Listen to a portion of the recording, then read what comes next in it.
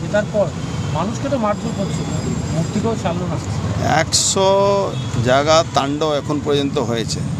লোককে থানায় যাচ্ছে যখন কমপ্লেন করতে, থানা থেকে বলছে কমপ্লেন করলে আরও মারবে, কমপ্লেন করবেন না।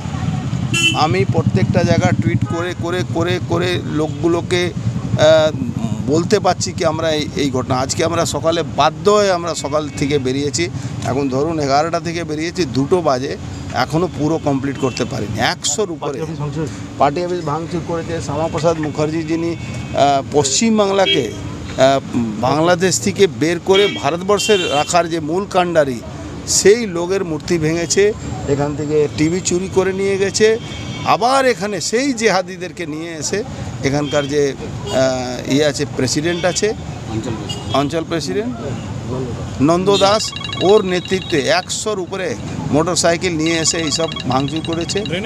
আমি একটা বুঝতে পারছি না যে 1000 টাকা জন্যে সেই মহিলারা ভোট দিয়ে দিল এই তৃণমূলকে, যারা মহিলাদেরই অপমান করছে, মহিলাদেরই ইজ্জত লুট করছে, তাদেরকে দিচ্ছে। কালকে কি যারা বাংলাদেশ থেকে হিন্দুরা এসে এখানে আজকে ভারতবর্ষে বসবাস করছে, তারা কি আবার কোথায় যেতে হবে? তারা কোন জায়গায় যাবে? তাদের কি তারা কি বাঁচতে পারবে? পার্টি অফিসে আগুন লাগিয়েছে। আমাদের 24 নম্বর ওয়ার্ডে, ব্যারাকপুর 24 নম্বর ওয়ার্ডে পার্টি অফিসে আগুন লাগিয়ে দিয়েছে। বাবুনাগের বাড়িতে মাদের বোনদের ইজ্জত নেওয়ার চেষ্টা করা হয়েছে, রেপ করার চেষ্টা হয়েছে। হুমকি দিচ্ছে।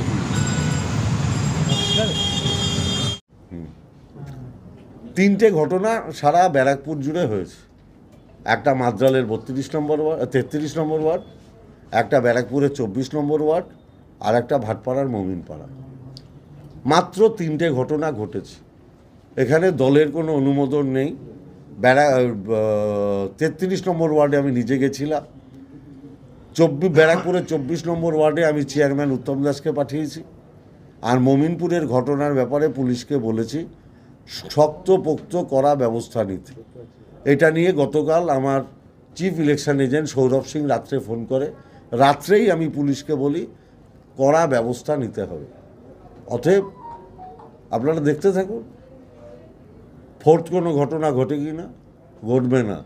আমি অর্জুন সিং না, আমি পার্থ ভৌমিক। বলেছি যখন গুন্ডারাজ খতম হবে তখন খতম হবে। আর যারা গুন্ডারাজের চামচামি করেছেন তাদেরও বলবো সঠিক খবর পরিবেশন করতে। দাদা বলছি